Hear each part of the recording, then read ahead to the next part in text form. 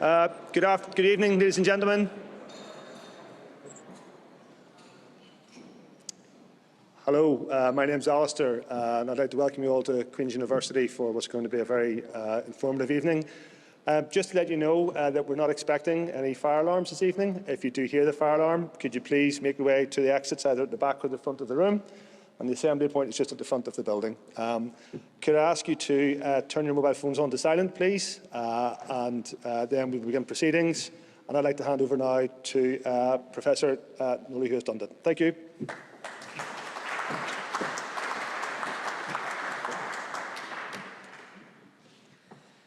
Lord Lieutenant, Chief Constable and distinguished guests, good evening to everyone here tonight. It's a pleasure to welcome you to the Great Hall at Queen's for the second annual Royal Ulster Constabulary George Cross Foundation Lecture. My name is Nola Hughes-Dundon. I'm Professor of Innovation Management and Policy and Pro-Vice-Chancellor here at Queen's. And on behalf of Queen's, we're incredibly proud of our association with you through this lecture series, aligned very much with the mission of the George Cross Foundation to mark the sacrifices and to honour the achievements of the RUC.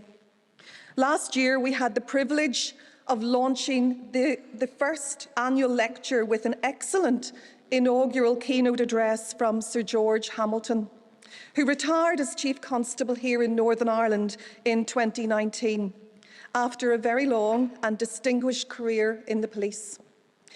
Building on last year's lecture, tonight we are equally fortunate to be able to hear from another speaker with also a long and distinguished career, Mr. Ali Soufan. As we will hear in a moment, Mr. Soufan is a leading expert in national security and counter-terrorism. We can also look forward to a fascinating address tonight on global security challenges, terrorism and violent extremism in an evolving security landscape. So, on behalf of all of us here at Queen's, thank you for doing us the honour of speaking this evening, Mr. Soufan, and thanks also to Professor Richard English for chairing the discussion. Again, you are most welcome to Queen's, and I trust that you will have a most interesting and an enjoyable evening. I will now hand over to Mr. Stephen White from the RUC George Cross Foundation to introduce tonight's speaker. Thank you.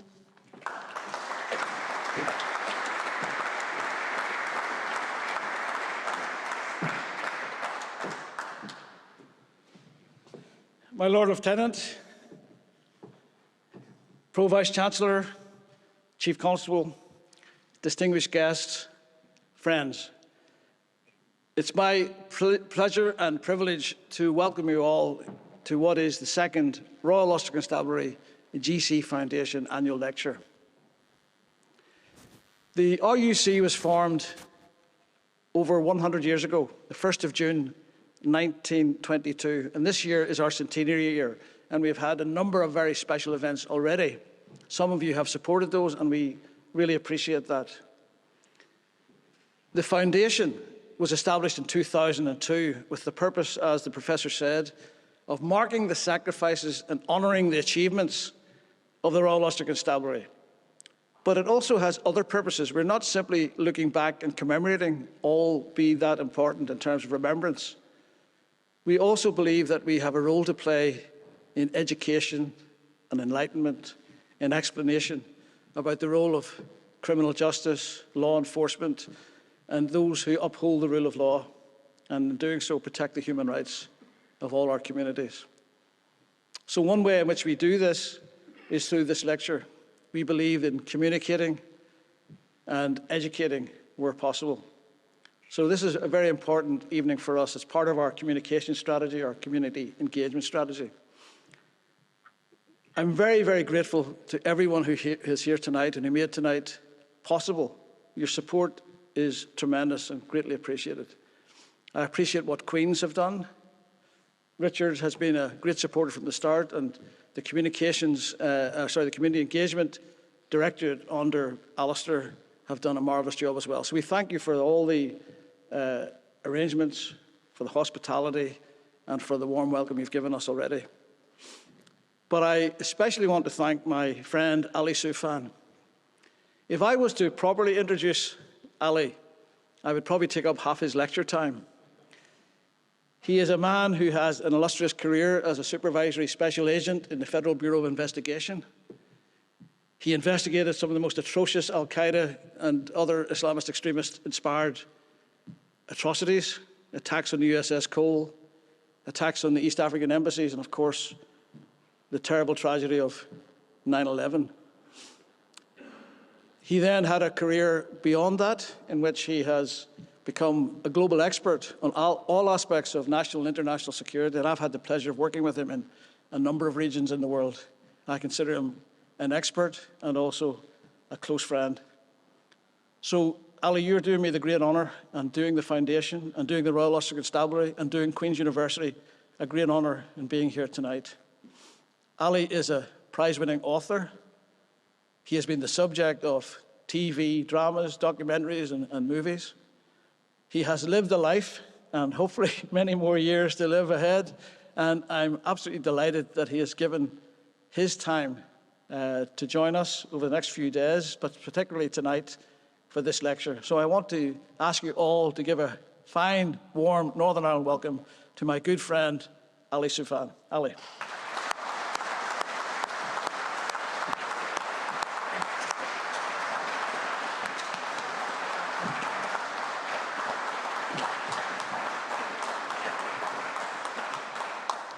Thank you.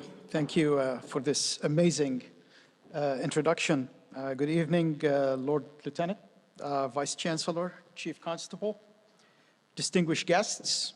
It's a great honor for me to stand before you here today in this great city of Belfast. I must begin by, again, thanking our gracious hosts. I thank Queen's University Belfast for bringing us all together this evening. And to Professor Richard English, it's an honor to finally meet you. I've been reading your work for a long period of time. To the faculty, the staff, and the students, and for each and every one of you who supported this event. And I must extend my sincere thanks to the RUC George Cross Foundation, who have kindly invited me to deliver the organization's second annual lecture. This esteemed organization has done so much this year to highlight the 100 years anniversary of the formation of Northern Ireland's police service, the RUC, which in 2001 was renamed and incorporated into the Police Service of Northern Ireland. The RUC GC Foundation also honors the sacrifice made by more than 300 police officers, as well as the sacrifices of their families. For over a century, officers have contributed to building peace here in this great city, as well as to efforts internationally. The knowledge shared from experiences and lessons learned in Belfast have been studied in police and security academies literally around the world. It is truly a privilege to be with you tonight. I share my thanks with my dear friend Stephen White, the chairman of the foundation, and his continued service not only to the great city of Belfast, not only to the RUC, but to the noble mission of police and law enforcement around the world. I really thank you, my friend. And I share my gratitude as well to all the members of the boards of trustees of the RUC Foundation. I thank the royal patron, His Majesty the King, and note my condolences of Her Majesty the Queen's passing last month.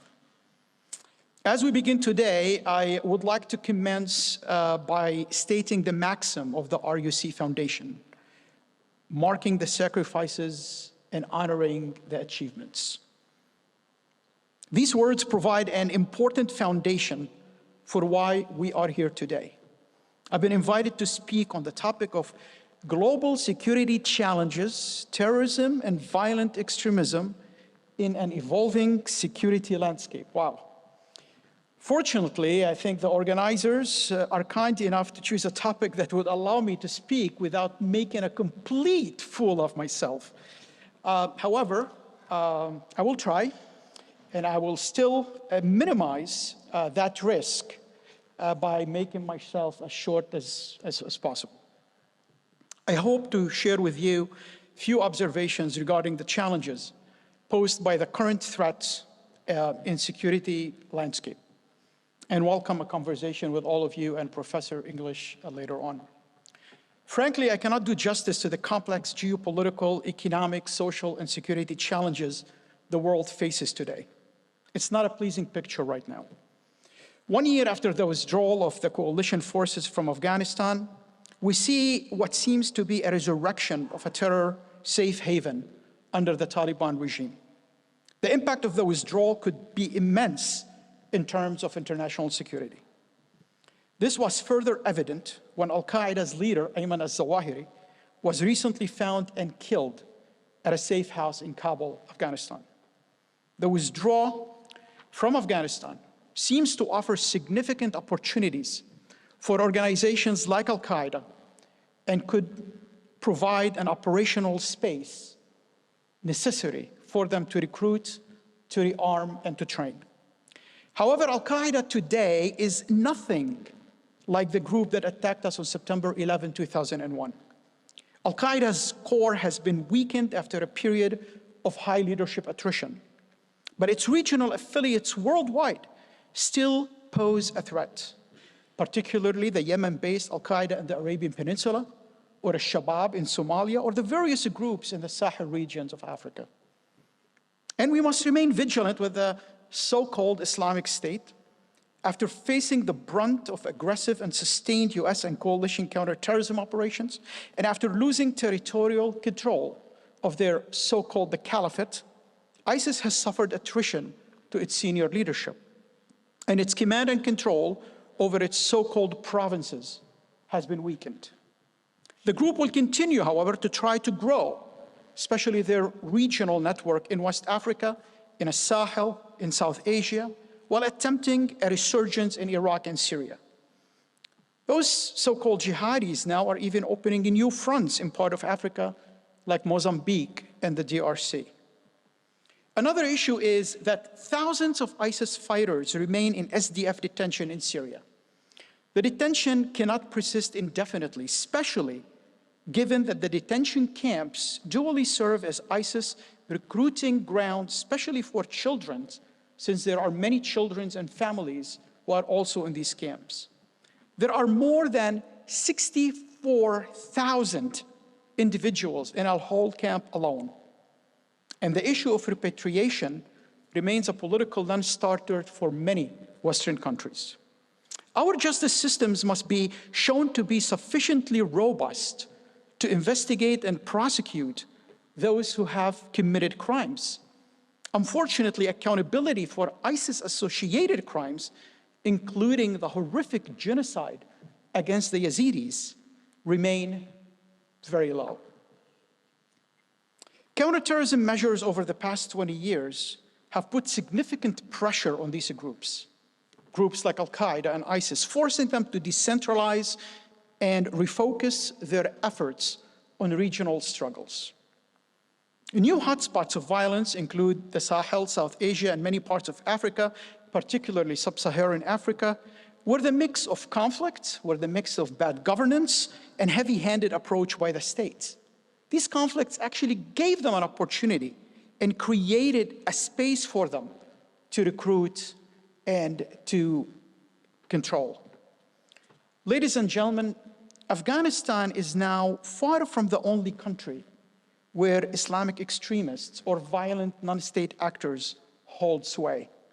Large swaths of Libya, Somalia, Mali, Yemen, Syria, Lebanon, and Iraq are all, to a great or lesser extent, ruled by non-state militias, creating an arc of instability from North Africa to South Asia. As these groups expand their power, we appear to be in retreat. Over the past decade or so, the United States and her allies have systematically dismantled their influence across most of the region's flashpoints. In fact, US embassies in several countries, including Libya, Yemen, Syria, and now Afghanistan, have been closed. The United States demonstrably cannot control its nominal allies, countries like Turkey or Pakistan or Saudi Arabia. And in Iraq, despite the vast sacrifice of blood and treasure by both nations, we are forced to tolerate political leaders who found their membership with the Iranian-controlled militias. Today, this arc of instability seems to be growing across the world, and the vacuum left behind by Western and coalition presence present an enormous opportunity to be exploited by violent groups. But the terrorism and violent extremism challenges we face today cut across the ideological spectrum. And so, we must also manage threats from emboldened far extremist violent groups. The threat posed by white supremacy and far-right extremists is actually a transnational threat. From Norway to New Zealand, from the United Kingdom to the United States, extremists have formed transnational networks to recruit new members, to finance their organizations, and to disseminate hateful propaganda. In the United States, domestic terrorism today poses the most acute and deadly terrorism threat to my country.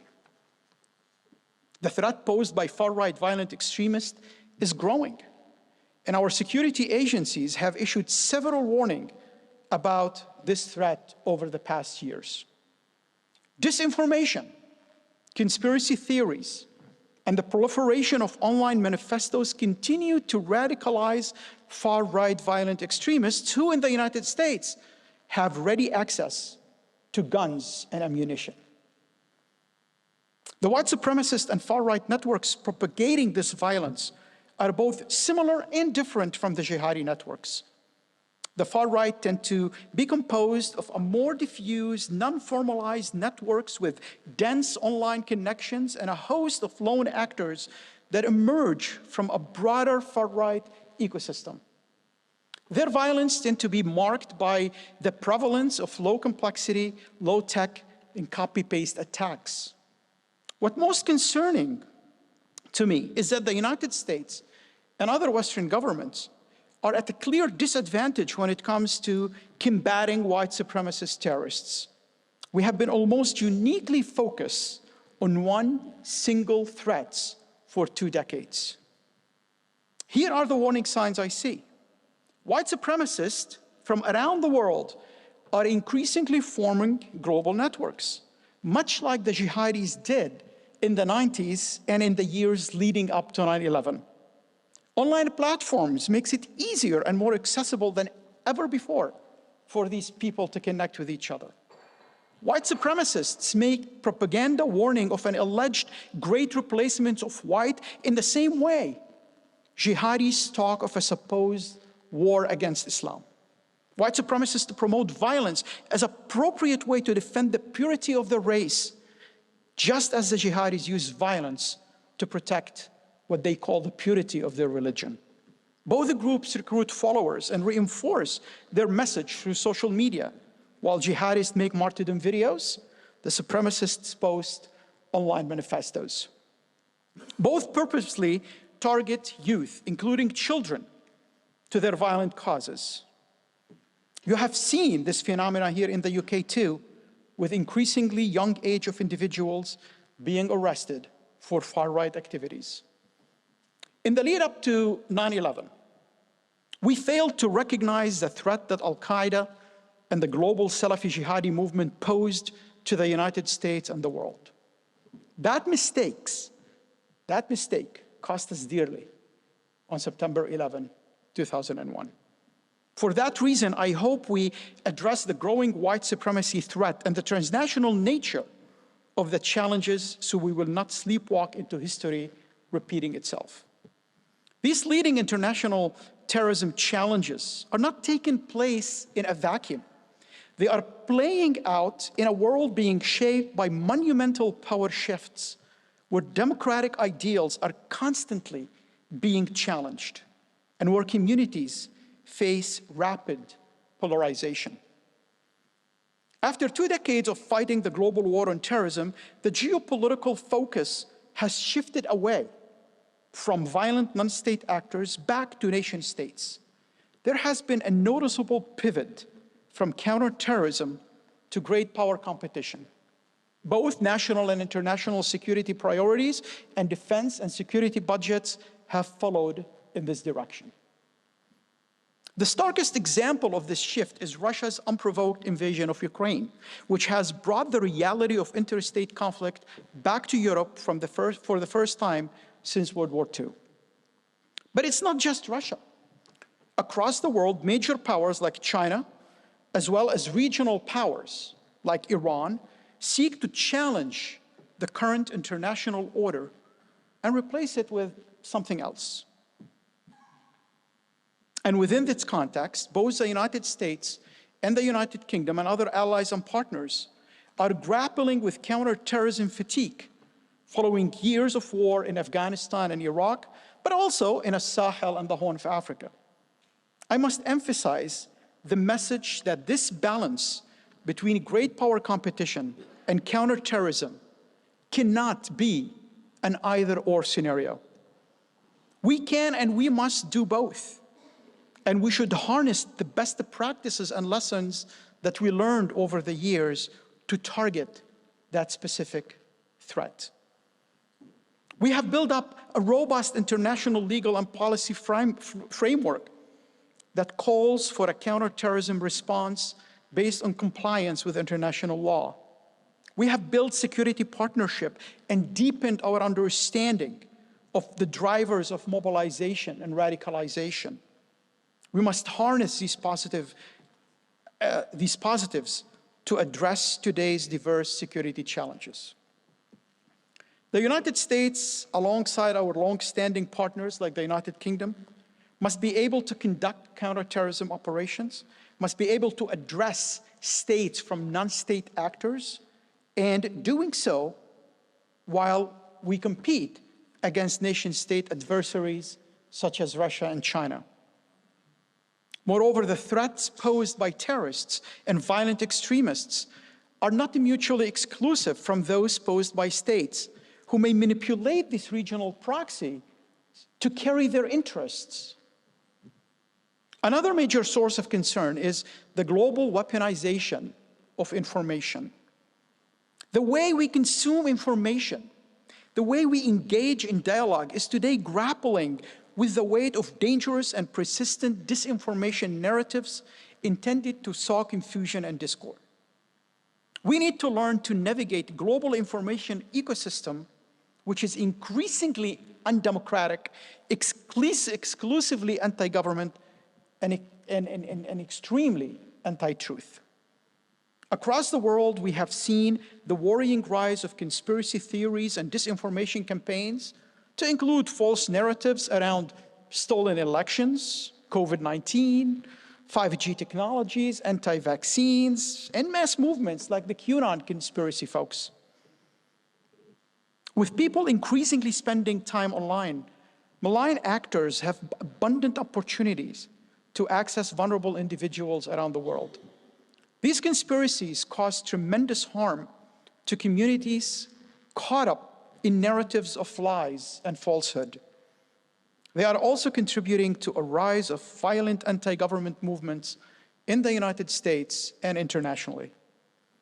In the US, over the past years, we have seen the worrying intersection between conspiracy theories and the calls for violence and domestic terrorism. And this is not a trend unique to my country, but one also sowing discord and polarization in Europe and around the world. Another concern is that in light of Russia's illegal war in Ukraine, we have witnessed a boom in Russia-Ukraine narratives online, including baseless conspiracies, which have been prominent in far-right online channels. Worse, prominent personalities in the media and politics have laundered extremist narratives into the mainstream to serve their own political objectives. All this chaos and confusion leaves a space for malign actors, both state and non-state, to exploit societal fault lines often with a view to legitimize democratic governance, free press, and human rights. There's an urgent need to build resilience to disinformation, including through digital literacy and working with tech platforms to counter false information and the bots and the algorithms that are promoted.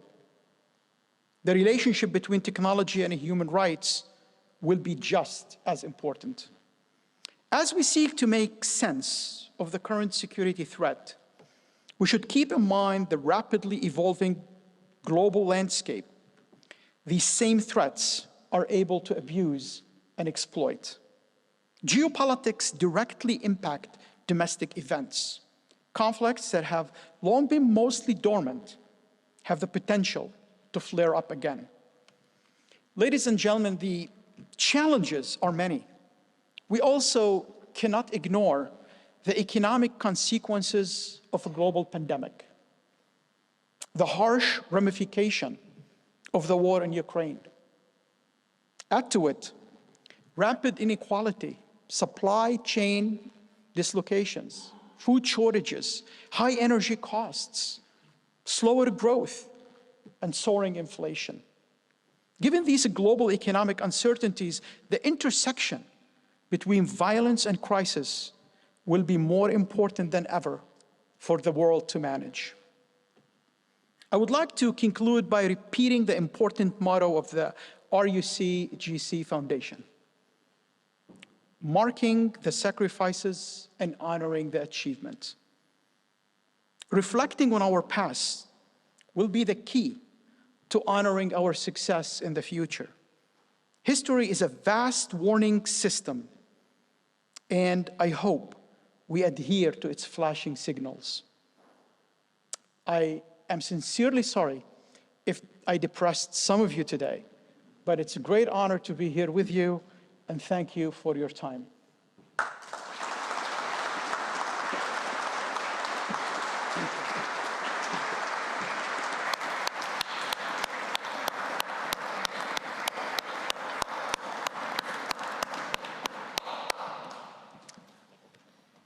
Ali, thank you very much indeed. That was brilliant, wide-ranging, compelling. There was a lot in there that was quite depressing. So before I turn over to the audience, their questions, I'm going to, if I may, start by asking you a question about your own country, about the United States, because much of what you described there sounds very persuasive to me. The danger of conspiracy theories, which are prevalent and deep, the polarization politically, the right-wing political violence, which is growing, which, as you say, is not just a national, but a transnational phenomenon, the easy access to weapons, the meddling from other states elsewhere to try and promote division. There's an awful lot that's negative there. Could you say a little bit more, you mentioned some of it, but could you say a little bit more about what needs to be done and what can be done in terms of building resilience in the US? Because it's not just in the US that we need things to go well. The whole world needs America to be non-polarized, non-violent, and you have people now writing books about, are we on the verge of another American civil war and so on. Could you say a bit about in your expert judgment, Ali, what needs to be done in the States to combat some of those combined threats that you eloquently spoke of? Oh my God, if I have the answer, I'll win the Nobel Peace Prize.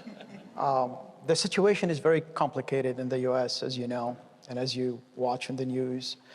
But I think the political leaders on both Democrats and Republicans need to realize that either they will learn from history or they will become history. And this is a choice that they have. This hyper-partisanship might probably benefit people for their short-term political goals. But when you think midterm and long-term, this is going to be, this will have a disastrous consequences, not only to the United States, but to the world. The world needs America. America is the global order. And I think we need to kind of like, you know, with power comes responsibility. We need to be very responsible towards this. Unfortunately, a lot of people making money out of this divide, media entities, cable news networks, individuals who basically kind of, you know, thinking that they can write the laws for, and it has significant impact. And there's a lot of, global reasons for the reason America is like this. Look, I think globalism created more wealth to humanity than we ever seen in human history. But the politics of globalism is horrible, and it left a lot of people behind. So we have the tendency to say, oh, people are racist or people are, ignorant. But, when you look at folks in rural America and other places, they don't have jobs anymore. The factories closed. Globalism, they want borders back, not to stop humans from coming to their countries as much as to keep what they have, what they still have. And I think we need to have a review, a political and economic review for the world after NAFTA and for the world with globalism, and figure out how to fix the politics of globalism. Because if we don't fix it, I think, what happened in Italy recently, or what almost happened in France with Le Pen, I think it might happen in the US, and it might happen in many other countries around the world. So we need to basically look at ourselves in the mirror and figure out what do we need to change in order for the people to believe in the system again, to believe in the institutions again, to believe in government again. Otherwise, it's not going to be very difficult for the Chinese or the Russians or even the Iranians to put fake stuff on platforms and people repeating it, because guess what? They don't trust the system. Thank you very much indeed, Ali. We've had a brilliant lecture. We've now got the time for there to be questions from the audience. There are microphones which will mean that you'll be able to be heard when you ask the question. So who'll start us off with the first question? So one here on the my left-hand side, please, Maurice. Thank you very much. Richard? Hello, that was absolutely fascinating. I'm just trying to keep this big picture. Could I just ask your thoughts on the influence of climate and water, for example, on global tension and terrorism? Because we've seen lots of talk of migration caused by climate change coming up in the coming decades. I mean, look, a lot of the conflicts that's happening around the world, if you look at it, it's actually because of climate change. The Sahel, Al-Qaeda is influential in the region, not because people believe in the ideology. I know some of the leaders of these groups don't believe in the ideology at all. They are secular. But you have a problem between, for example, in Mali, between the herders and between the farmers. So the government supports the farmers, Al-Qaeda come and support the herders. So a lot of these conflicts that we see in Yemen is probably going to run out of water soon. A lot of the conflicts that we see around the world is rooted in issues that comes from competing over resources and because of climate change. But unfortunately, what we're dealing with today, the impact of the war in Ukraine, energy cost, most probably cold winter that's going to hit Europe,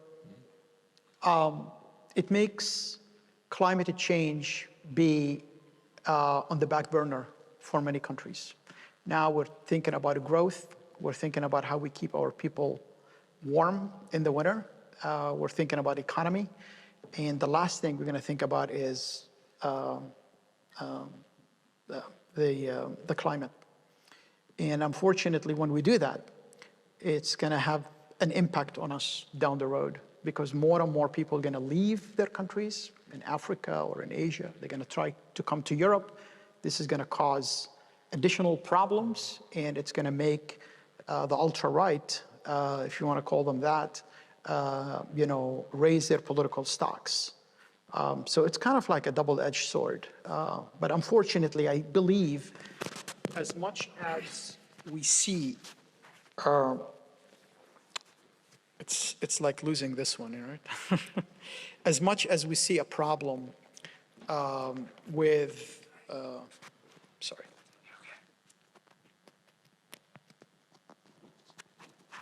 Perfect. Thank you. Thank you. And unfortunately, I think we need to deal with the climate change problem for many reasons, but short-term and long-term. And short-term, many of the conflicts that we see, as we mentioned, they are connected to global warming. But unfortunately, I don't think we're going to do anything about it now. More important fish to fry, if you want to call it. Thank you, Ali. Next question. This question here at the front. Thank you very much, Morris. Thank you, Simon. Well, thank you for that riveting insight. I was just probably going from the other side of the coin, from the strategic macro, just to interested in your reflections. I remember when you sort of, in both the introduction and some of the things you talked about, we touched on the issues of the attacks in New York. And I remember sort of being interested in a book last year or the year before, I think from Matthew Syed here, called Rebel Ideas. And he introduced the book by a proposition that some of that happened because of groupthink. And I just wondered, in your sort of enormous perspective on experience of investigation, your reflections on the dangers of groupthink in addressing some of the issues before us at the moment. Thanks, Simon. Ali? That's a great question, and I think we always, when something bad happens, like 9/11 or like any other disaster, we hear all the analysts and politicians and heads of intelligence services saying, we could not imagine. We always have a failure of imagination. And we have a failure of imagination because we don't have a full understanding of what's going on. And politically, it's more expedient to put our head in the sand like we're doing now on so many different issues. But unfortunately, we can't. Like, people like us need to keep talking and keep discussing these issues. Exactly like what me and many of my colleagues were doing prior to 9/11. And many folks here in the UK and Scotland Yard at the time, SO13, they were very aware of the threat, but unfortunately politicians in London and Washington were not listening to us. Terrorism is nothing, and let's focus on the bigger picture at the time. And that failure of imagination led to an event that literally changed the world. A lot of the things that you see today, geopolitically, strategically, it's all impacted by what happened on that day. And that gives you an idea of the horrific cost that we will pay if we fail to imagine again. Thank you very much. Next question, there's a question here right at the front first, and then a couple after that, but we'll take the one at the front first, please. Thank you very much. Thank you. I suppose just a couple of questions. The first question would be, do you advocate for the United States to be the policeman of the world, the counter-phrase? And secondly, would you agree or disagree that the West, and particularly the United States and the UK, made significant mistakes after 9/11, the second invasion of Iraq, the interference in Libya, and even the Arab Spring in general, didn't suppress extremism and terrorism, but probably advanced extremism and terrorism within the world? Thank you. I think your question is very simple and very difficult at the same time. I'll start with the simple one. No, the United States should not be the police of the world. Absolutely not. Second, yes, we did a lot of mistakes after 9/11, and hopefully we'll learn from it. Third, we should have not went to war in Iraq. If you look at disinformation and misinformation today, why other countries like Russia will use it against us is because our own government used it against us. We believed our own press clippings about weapons of mass destruction, and both our countries created the original sin that caused so many problems to happen today in the Middle East and beyond. Now, this is a simple one. Now, the complicated question for that, the last, what's the last part? I'm sorry, jet lag is kicking. I suppose instead of suppressing extremism and terrorism. Right, the Arab Spring, that's it. The Arab Spring is a little bit more complicated because some of the countries, the rebellion, the revolution was very organic. Tunisia is an example. Even Egypt is an example. Others were not, like Libya and Syria. And that's why Libya and Syria are a disaster today, and they will continue to be, I think, for the foreseeable future. So the Arab Spring is complicated, but absolutely, I think we missed an opportunity to practice what we preach, to stand with the people and support the people, not trying to lead from behind, as it was called at the time by the Obama administration. Let regional countries take control of the situation, because these regional countries, oh my God, some of them cannot find, their way around a room, I mean, to be polite. And I think that created significant problems that we continue to deal with today on the international community, and these countries also. Regionally, they continue to deal with it today. So the Arab Spring is a little bit more complicated. There was something positive about it and about our stance, but there was a lot of negative things also. And I think the way we dealt with it and the way we tried to do it from behind, I think that damaged our credibility, let's put it this way, around the world. Thanks, Ali. Lots of questions coming in. I'm memorising the order in which people have put their hands up. Joanne first. Thank you. Thank you. That was a fantastic lecture, and I think what you were able to give us was a great iteration of the huge challenges that we face globally and nationally as well. When you were talking, I was thinking actually about a book that I read a few years ago that was written by a Holocaust survivor, and her mantra in the most difficult circumstances was to look for the light. So I suppose my question is, if you had to look for the light, if you had to look for receptive contexts for positive change, where would that be? Thank you. Well, I believe I'm an optimistic person, and I believe towards the end, we will do the right thing after we do everything wrong possible. And this is part of our history. I think Winston Churchill has a quote about that, about America. I'm optimistic. I think these things goes in cycles, and we've seen these cycles before. We've seen it, last century. We've seen it in this century in the United States. We've seen it so many times. But towards the end, the pendulum always goes the other way. My fear that we don't deal with the issues I outlined today, we don't deal with it appropriately, and it's not going to wake us up until it's too late, like what happened with 9/11, for example. So that's why it's always good to advocate that the threat landscape is blinking red, and we need to pay attention to these things and deal with them accordingly. So, but there's always, we're humans. If you don't believe that there's a light at the end of the tunnel, I think we're going to have a big problem. So I truly believe towards the end, the right thing will happen. Thank you. John Boucher, there's a question. And then after John, there's people sitting next to him. They're also asking questions. But John first, please. Thanks, Ali. Thanks for a great lecture. Very interesting. My question is more about sort of modern-day communications and platforms that seem to enhance and enable a lot of the bad stuff that happens. So a lot of the counter-terrorism attacks we've faced that you've talked about actually have been certainly enabled, facilitated in recent years by encrypted communications. A lot of those platforms come from the US that frustrated our ability to get ahead of those attacks.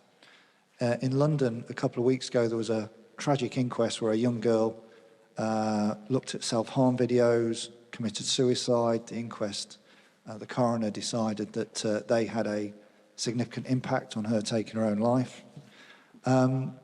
We see the conspiracy theories, the Sandy Hook case recently in America, where one of your citizens has got to pay a lot of money out because of what he claimed happened but didn't. And your previous president was brilliant in using the internet to spread what I would say was inaccuracies. Recognizing privacy and versus security, how do we deal with this use of modern communication, social networks, so that we protect people? How do we tackle this?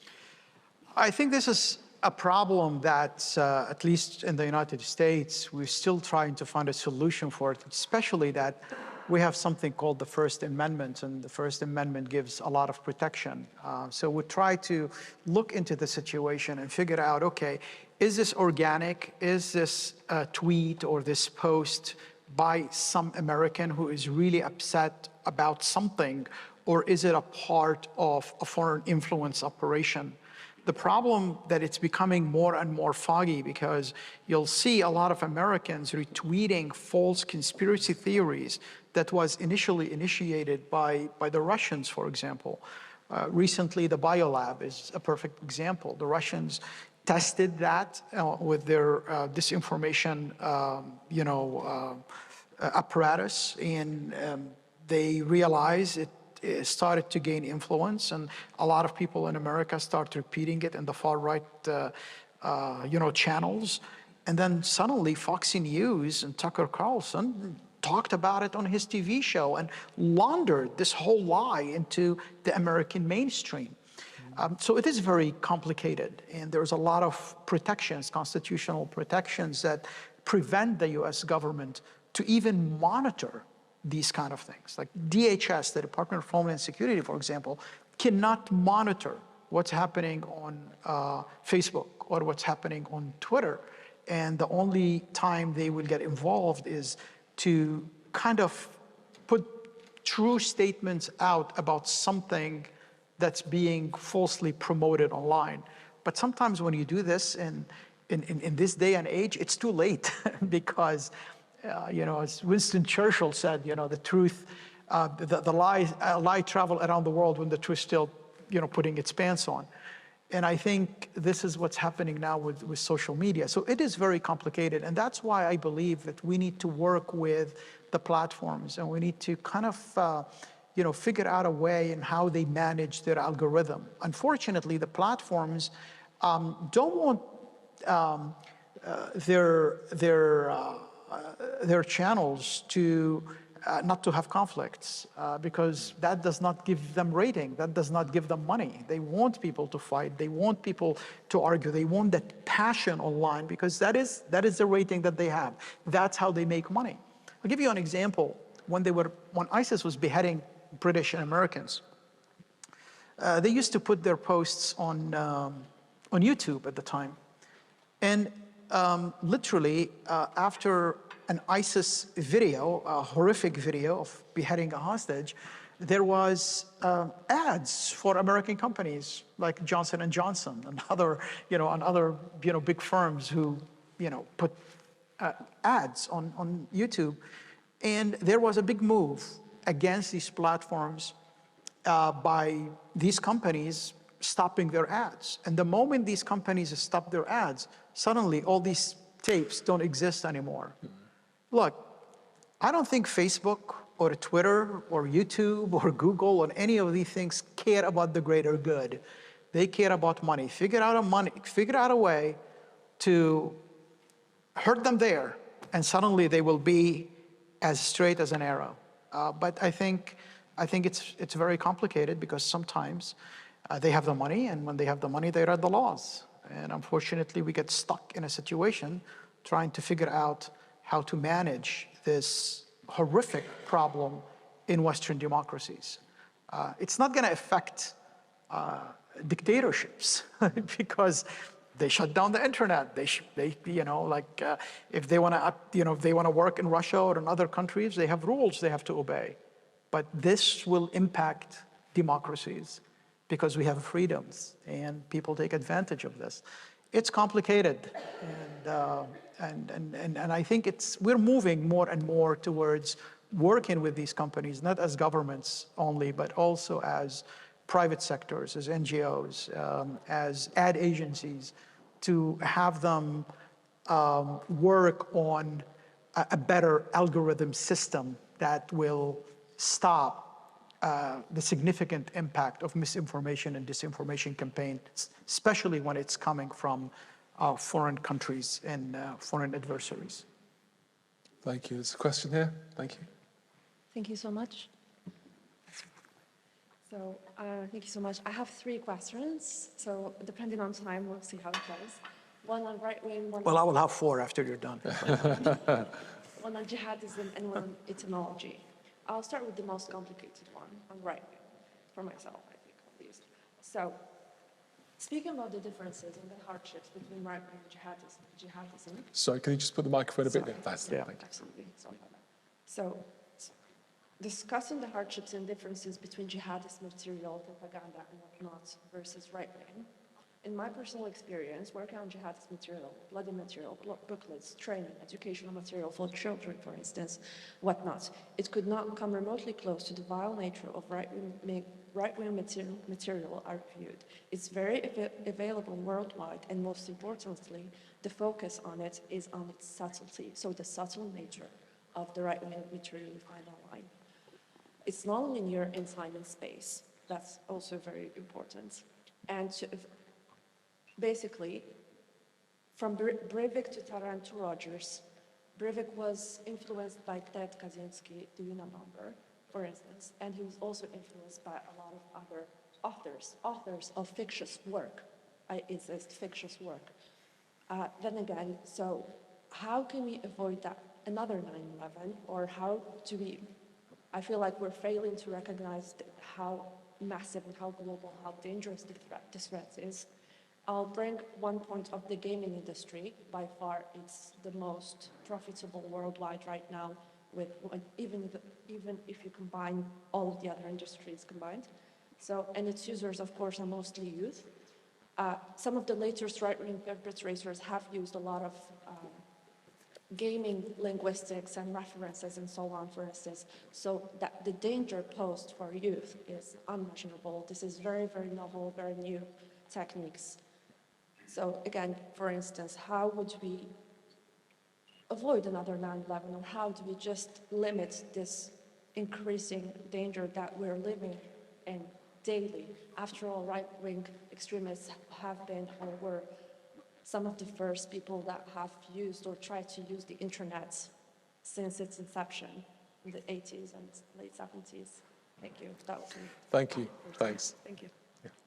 There is a big hole in our system, especially in the United States, because we don't have domestic terrorism laws in the US. So a lot of the things that, a lot of the tools that we have to counter international terrorists, regardless if they were jihadis or not, do not apply on domestic groups. So it's, for example, the number one tool that we use to stop attack is material support, right?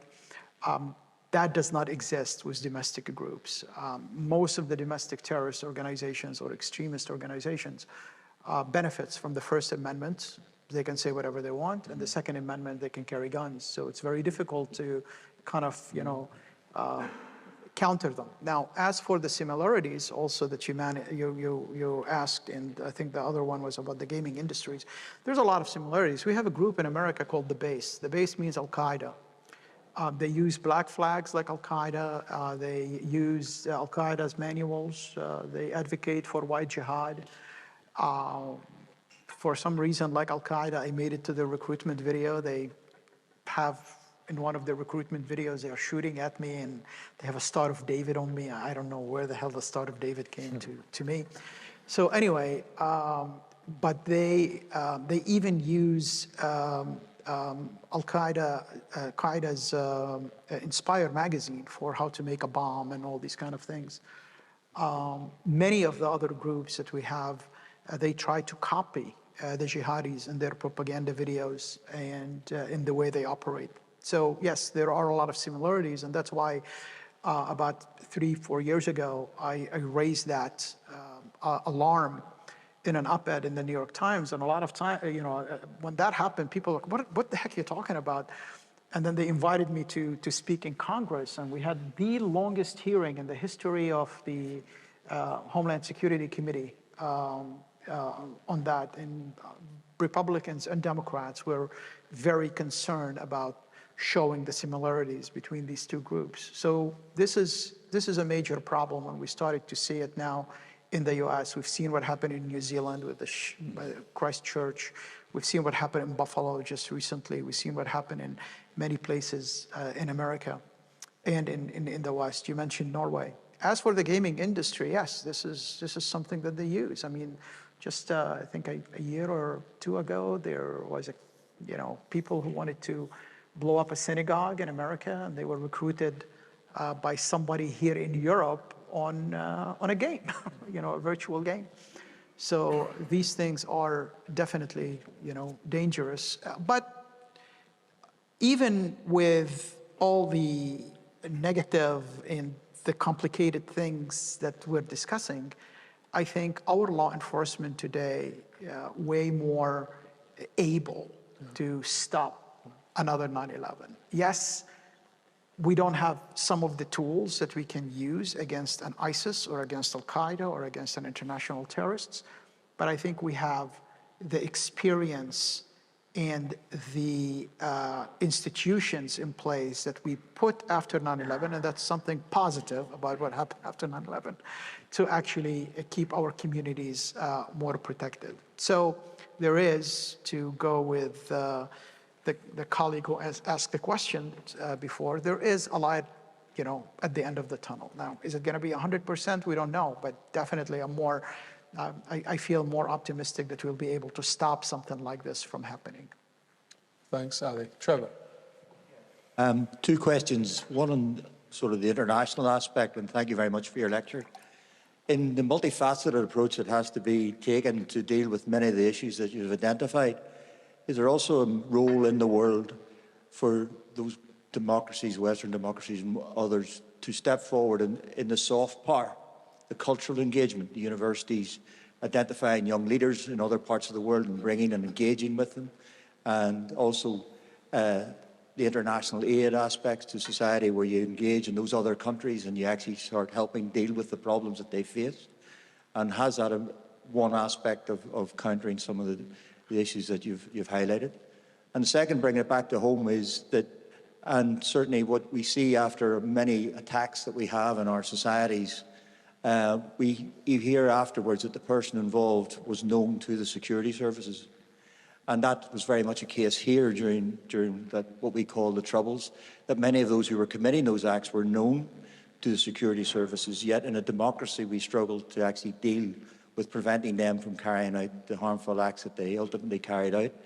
And while there's been much challenge and quite properly, to the human rights issues, there also hasn't been the proper reflection on what more could have been done in a democracy to actually remove that risk from society, working within the general principles of democracy. And is there time that we actually look to see how we can look at the rules that we apply to see how we can protect the people from those who want to cause harm? Right. Well, terrorism has been with us, I think, from the dawn of history. And the reason is, the people who are keeping the peace have to be successful 100% of the time. A terrorist have to be successful only once. Statistically speaking, we cannot stop every terrorist attack. This is impossible. Now, a lot of times after an attack happens, we do this revision. We did it with 9/11. We called it a failure of imagination, which is baloney, because I don't believe in that failure of imagination. As a person who is involved in this, I was looking for these guys in Yemen. My government knew they were in America, and they didn't tell me until the planes hit the buildings, right? So this connecting the dots is BS. We have systematic failures sometimes for a reason or another. And I think because of these systematic failures, the terrorists take advantage of it, and they are able to conduct their terrorist attacks.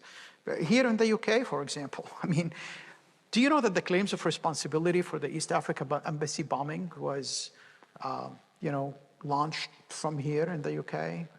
1A Beethoven down in London, I remember that was my case. This is where they sent the claims of responsibility for the two attacks, and for the Tanzania attack, and for the Nairobi attack.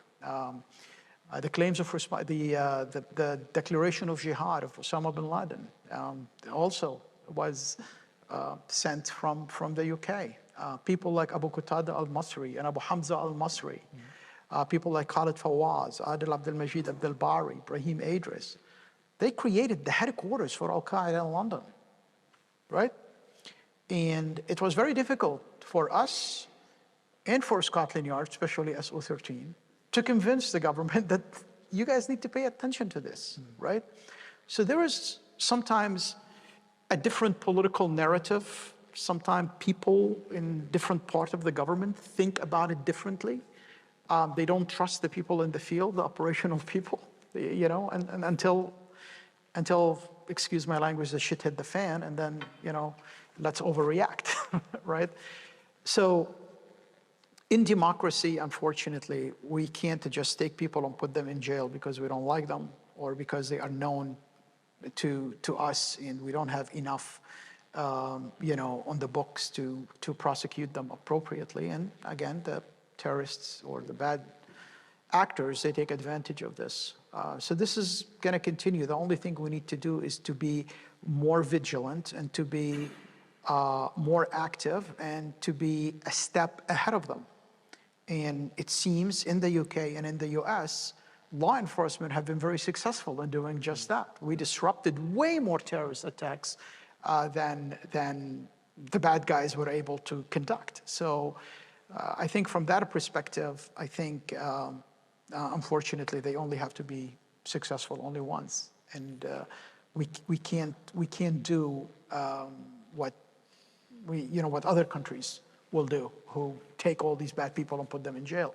I truly believe if we start doing these kind of things, we will create more terrorism. Most of the terrorists became terrorists because they, you know, were in Egyptian jails or Saudi jails, and after they left, they became more, and you can make examples about this from every conflict around the world. Now, as for aid, I think this is extremely important. We need to continue. Unfortunately, I don't think now with the economic problems around the world that aid is going to continue to be as it used to be before, especially with these conflicts that can create international terrorism down the road in Africa, in Sahel, in South Asia, and so forth. So this is essential. The other issue about our soft power, well, aid is part of the soft power, but if you want to talk about universities and talk about governments and talk about the ideals of the West, that's what makes us different than China and Russia, the ideals. We believe in democracy. We believe in human rights. We believe in freedom of speech. We believe in the freedom of the press. These are the values that people like the UK and the US for. Unfortunately, in the last 20 years, we have been freaking hypocrites. We've been freaking hypocrites. We lied about everything. And now we're telling people, no, you know what? Now we're different. You know, now you have autocracy or you have Western democracy. Great, autocracy and Western democracy, but everything is fine and dandy about our position that we lead with our values, not, you know, with, and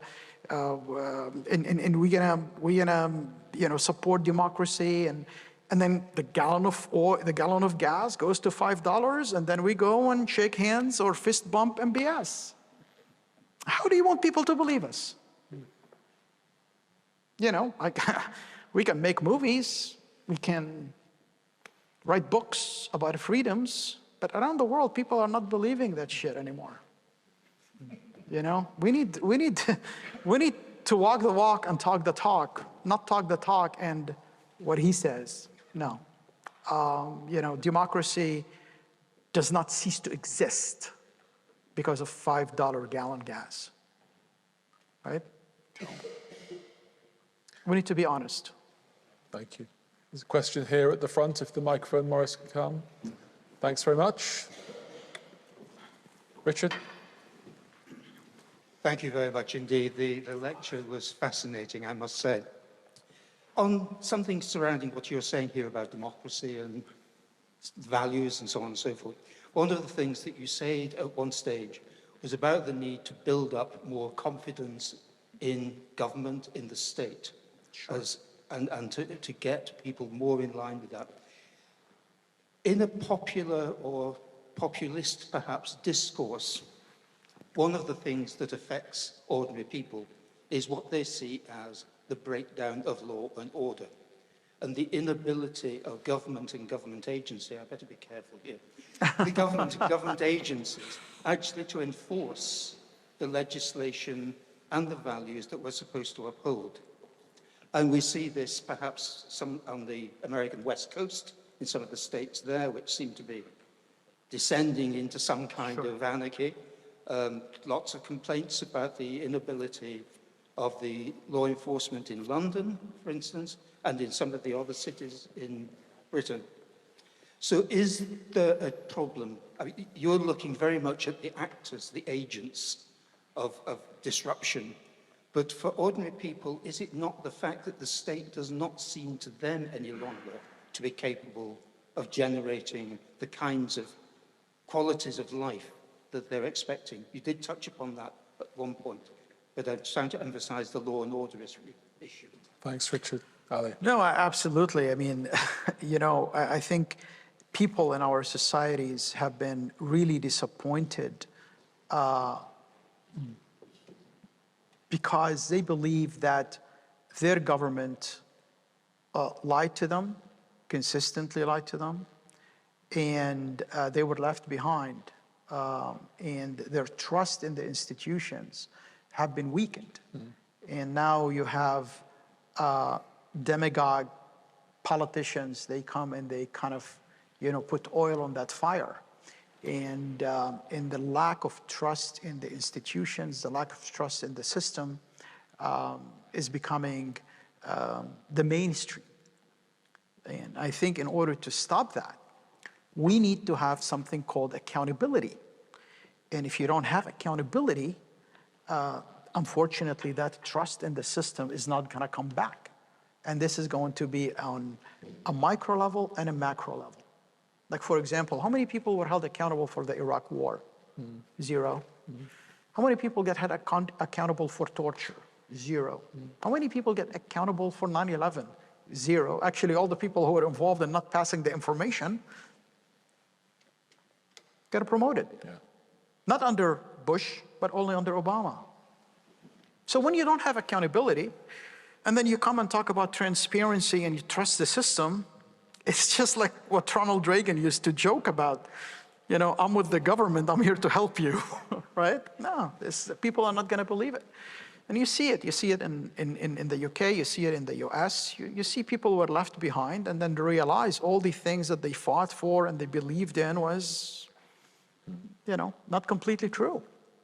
And how do you bring them back to believe in the institutions? How do you bring them back to the belief in the systems? It's accountability.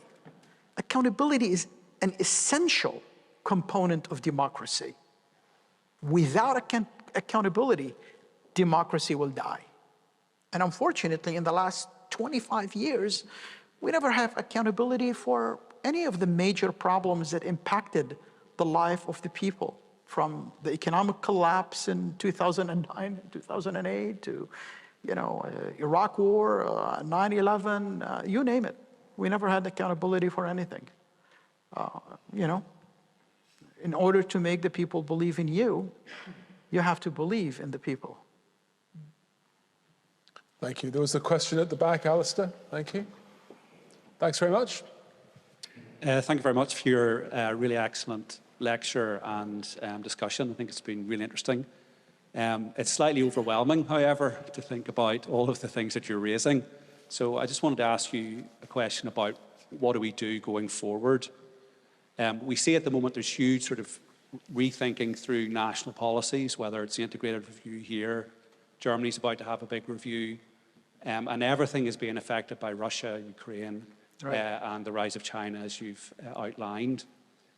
But of course, we need to have some sort of coordinated response as the West, as a transatlantic community. And I wanted to ask, what maybe 2 or 3 things do you think going forward we can align around, that we think we could prioritize in the face of a really overwhelming set of threats and factors that you think will bring some cohesion to the states that are involved in that? It's a great question. I think the world today is on an intersection, and it's essential to have a unified response to a lot of the threats that we're facing around the world. from China to Russia and beyond, you know, with all the regional threats to include the one from Iran. I think Putin's invasion of Ukraine was probably, and I hate to put it like this, was probably the best thing that ever happened to the West. Because for the first time, the West is unified. Putin was able to do something that no American president since Bill Clinton was able to do. Have NATO to put their shit together, have Germany to raise their defense spending, have countries who always wanted to be on the side, like Finland and Sweden and even Switzerland, for heaven's sake, want to be part of Europe and want to be part of NATO. So we thank Mr. Putin for giving values to the meaning of being part of the West. But this is reality. I mean, I hate to think of this horrific war and what's happening in Ukraine in this term, but towards the end, in this lecture, we're talking about geopolitics, and this is part of the geopolitics.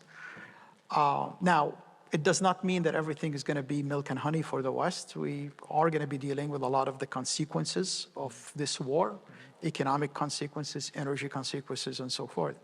But this is an opportunity for us to build on this unity that we have and do it right, and move forward right. And that's why the people need to be involved with this kind of decision. I think it's going to be tough. Putin thinks winter has been always the best soldier for Russia. It helped him against Napoleon. It helps him against Hitler. It helped Russia. And I think he's waiting for a very strong winter to put Europe on its knees. Now, if that happened and he was successful, then I think it's going to be very problematic for liberal democracies around the world. But if Europe said, no, we've seen that, we're tough as nails. We went through World War II, we went through a lot of problems, and we survived it, and we overcome it, then I think he will be defeated. So I think it's essential for us to take this opportunity of a unified West and try to do it right this time. I think when it comes to China, I think the Chinese realized that it was a big mistake supporting Putin in his initial invasion. Now they are trying to pedal back. China, yes, it is the second largest economy in the world, but China is not a consumption economy. If the West is not doing well, if Europe is not doing well, if America is not doing well, if Japan is not doing well, these are the biggest three markets for them, the Chinese economy is not doing well. The third world and the development countries, those are places to get resources from. This is not places to buy your product. You need the EU, you need the US, you need the West, you need Japan in order to do so.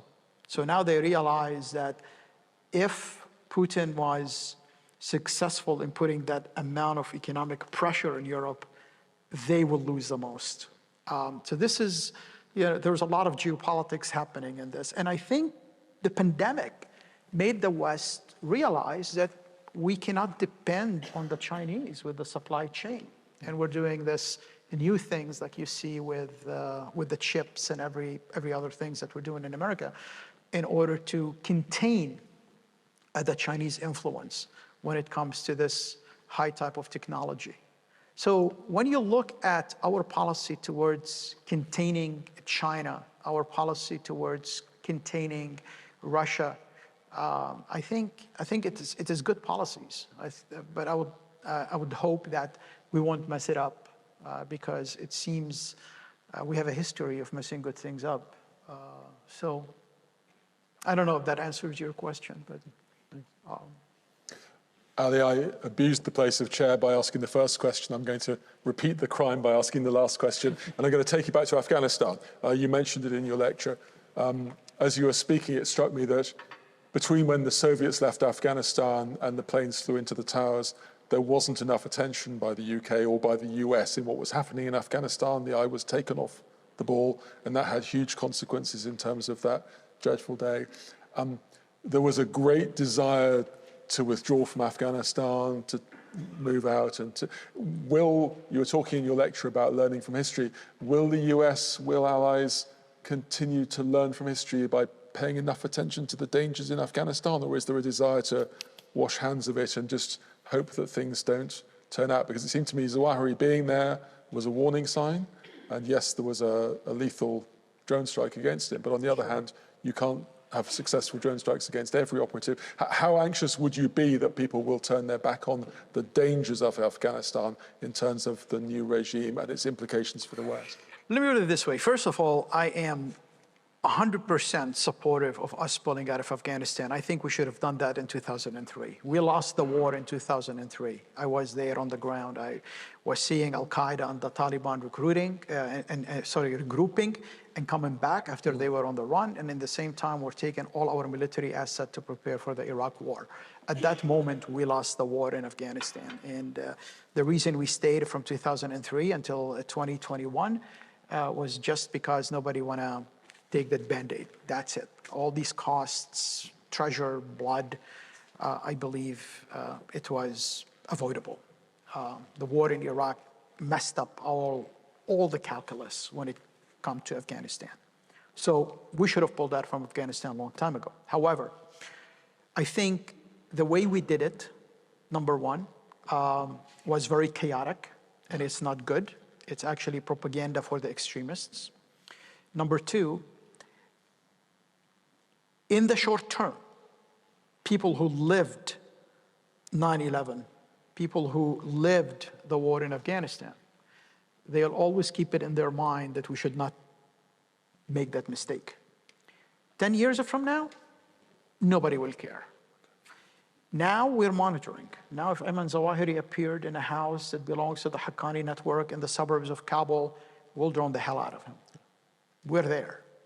10 years from now, I really don't think so. I think people will forget it. Now, number three, even though we're allowing humanitarian aid to go to Afghanistan, I don't think that's enough because we're shutting down our embassies, we're leaving Afghanistan. If we leave Afghanistan, it does not mean Afghanistan is leaving us. So now you have a situation where the Taliban came from the mountains, and these monolithic groups that have nothing sometimes in common except their animosity to the United States and the West came from the mountains, and now they are running a government. They have to pay for teachers and civil servants and police and military. They have to understand international laws and all these kind of things that comes with foreign policy. And it's complicated. And when you don't have money and you don't have resources, what's going to happen is, I fear that the government, the system, will collapse. So what you have is different mujahideen leaders. Let's use the terminology that we used before in the 90s. Mujahideen leaders, Taliban leaders, will start fighting against each other. They fight against each other for resources, for money, because each one of them, their tribe and their group, depends on them.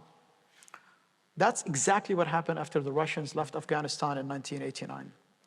So when that happens, international terrorist organizations will come back to Afghanistan to support one group against the other, exactly like Osama bin Laden came back to Afghanistan from Sudan in order to support the Taliban against the Northern Alliance and Ahmad Shah Massoud. So history might easily repeat itself in Afghanistan as we speak. Now, is this going to happen in a year? No. Is it going to happen in 2 years? No. The Soviets pulled out of Afghanistan in 1989. 9/11 happened in 2001. See, we have calendars that we operate on in the West. Elections, governments, all these kind of things. National security strategies. They don't, right? It's like one Taliban leader said. He said, you guys have time. You guys have the clock. We have time. And that's so true. It's been a wonderful evening. It's been a real privilege to hear our lecturer. A few words of thanks from me in closing it.